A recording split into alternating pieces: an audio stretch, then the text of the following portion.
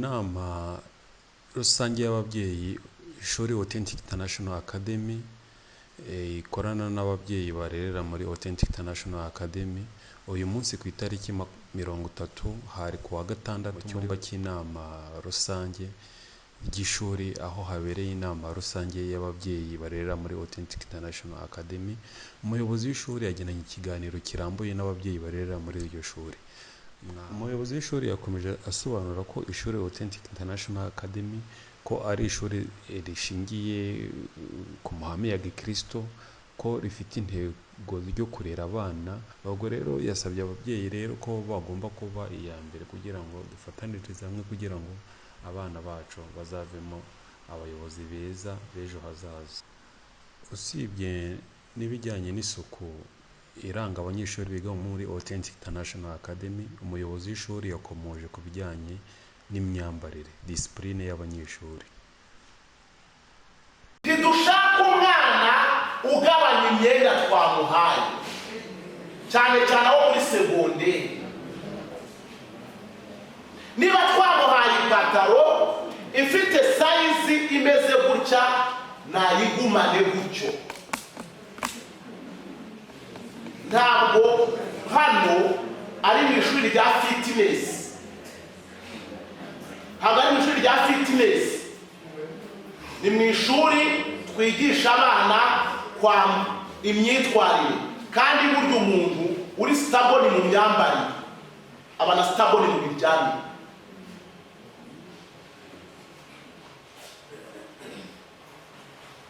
Nibyo ko ari bine nashakaga kuvuga muri discipline.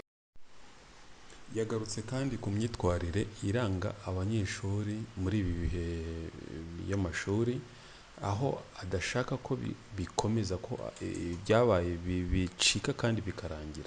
Ni kubw'iyo mpamvu rero yasabye ababyeyi ubufatanye hagati y'ishuri n'abanyeshuri kugira ngo twese dufashe kugira ngo tuzamure uburere bw'abana bacu.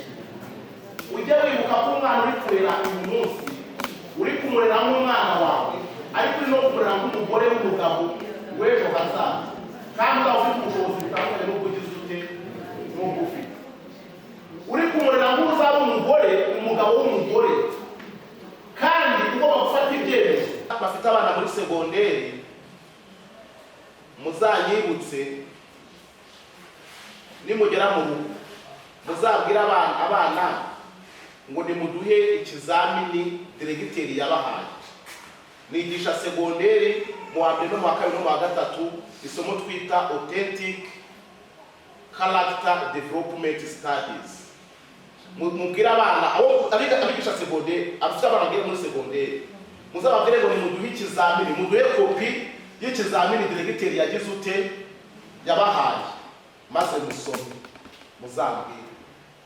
Nabahaye ikizamini, ikibazo kimwe ndavuga ngo uyu munsi bakugize ministre w'umuco, vuga indirimbo 5 zikinwa kuri radio na televiziyo zo mu Rwanda, utakwemera ko zikinwa, umbwire n'impamvu yazo. Urumva icyo kibazo? Nari ngambiriye iki? Nari ngambiriye kumenya ko izo ndirimbo bajya bazumva bakanamenya icyo zigize ute zisobanura. Muzabake hapo za ndirimbo baririmba mukumva ngo bari guheza, abana bazi neza ibyo babaririmba. Buri wese nageramo abaza umwana we ngo nka kopi y'ikizamini diregiteri yabahaye, urebe ibyo yanditse, nibwo uzamenya umwana utuze mu rugo.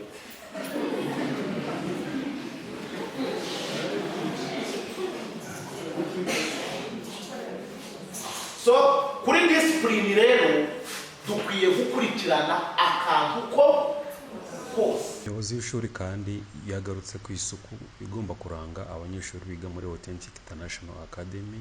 Yagize icyo abivugaho. Icyo ni icyambere, ubudasa. Niyo mpamvu duhora turwana intambara n'ababyeyi y'imiyoboshire y'abana. Ugasanga umubyeyi umwe yogoshesheje umwana yafashe intuza acishamo umurongo hano agera aha ngaha, undi yashyizemo zigizag, undi hano umusatsi wose yagize ute yawumazeho, yakoze peje kajagwari ya Kampala yenda guparika.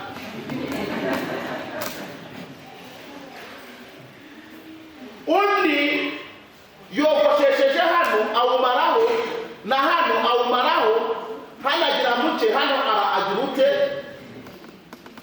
Noneho rero hari n'ibindi byaje mu banyeshuri b'abahungu bageze mu wa kabiri no mu wa gatatu, gutereka umusatsi bagashaka kugira ute kuwogosha, agatwara agasokozo hehe mu mufuka, ugasanga mwarimu ari kwigisha undi nawe ari kugira ute ari gusokoza, ubwo agasokozo ntigatana n'ikiro ari muri kugira ngo dukemure icyo kibazo cyo kutajya duhora turwana n'abanyeshuri.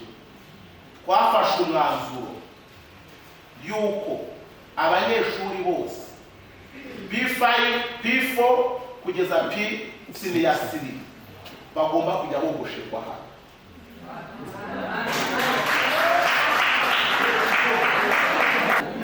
Siko haravuka mu bice bingahe bibiri, ababyemera n'abatabyemera, ariko niyo discipline yacu, niyo line yacu.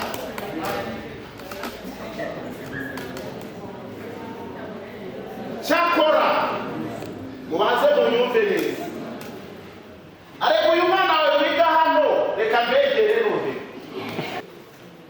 ahangaha ndagira ngo mbabwire iki kintu, ntabwo ariko tuzahura ishuri se ryakogoshaho.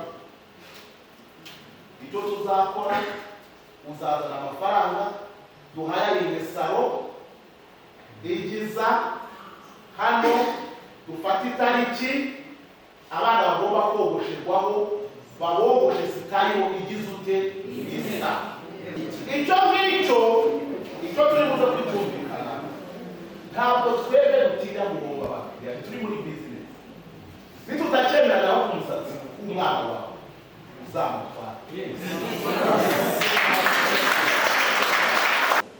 tukavuganiramo twese mu bice bivuze kubyara, turi buvuge cyane kandi n'ishuri rishaka rikora twakaye umwana, ariko reka tuze kugira inama. Icyo ngewe nkeneye ka diregiteri mu Imana ishimwe yuko mesaje nashakaga kumwana nagize uke umwana yumvishe yuko nta mihanda ashaka mu mutwe y'abana, yuko nta mwana ashaka ko aza ku ishuri atwaye agasokozo, yuko nta mwana uzarwana nawe yazamuye umupira ari kuwushyira mu mutwe ngo imvura yaguye batanyagirwa mu misatsi, iyo misatsi sinishaka. Principe tuyemera, uburyo bwo kuyirwanya turi buze kubuhura.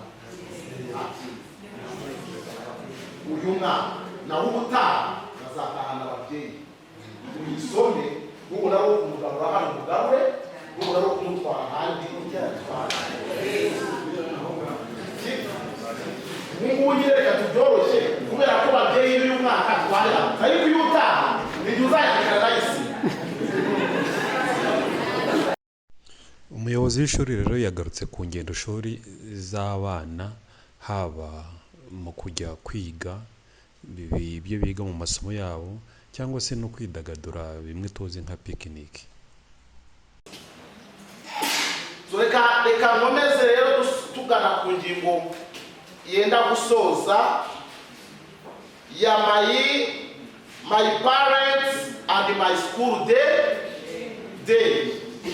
Tumaze imyaka ibiri mu by'ukuri abana basanga batindagadura, turi kumvikana badahura ngo bakinire hamwe, badahura ngo basangirire hamwe. Abari basanzwe hano mwari muzi yuko buri mwaka uko dusoza umwaka twakoraga ingendo par class, abana bakajya gutembera, abashaka kujya ku mafarashi bakajyana, abashaka kujya mu bikinisho, abakuru dutwara ahantu hari inzu ndangamurage, abandi tukagira, kugira ngo abana baruhukire hamwe, basangirire hamwe, ariko banigire hamwe. Turabizi ko abana mubatwara ku bikinisho, turabizi ko babigize, ariko biranashoboka yuko hari umubyeyi ushobora kurangiza umwana ndetse ibi atabonye umwanya wo kujyana umwana wo kwidagadura, bitewe n'impamvu ebyiri: bitewe no kubura umwanya, cyangwa bitewe n'uko bihenze kumutwara wenyine, bigize ute, bihenze. Twari tumaze imyaka ibiri kubera kovide ibyo bintu tutabikora, ariko uyu mwaka ahantu henshi bamaze kugira ute, gufungura mu gusoza mu kwa gatandatu, mu matariki ya nyuma y'ukwa gatandatu, twegereza gusoza umwaka, abana bazongera bakore picnic, ingendo shuri, abandi bajye kwidagadura, kuko biremamo ubumwe. Abana nubwo baba batandukanye nk'ubu ngubu, ntabwo ndi kwibaza uburyo ku wa kane, ku wa gatatu muzabwira abana bo mu wa kabiri ko umugenzi wabo yapfuye. Ntabwo ndi kubyumva, ntabwo ndi kumva, kugira ngo bivanaginge, ntabwo ndi kubizagenda.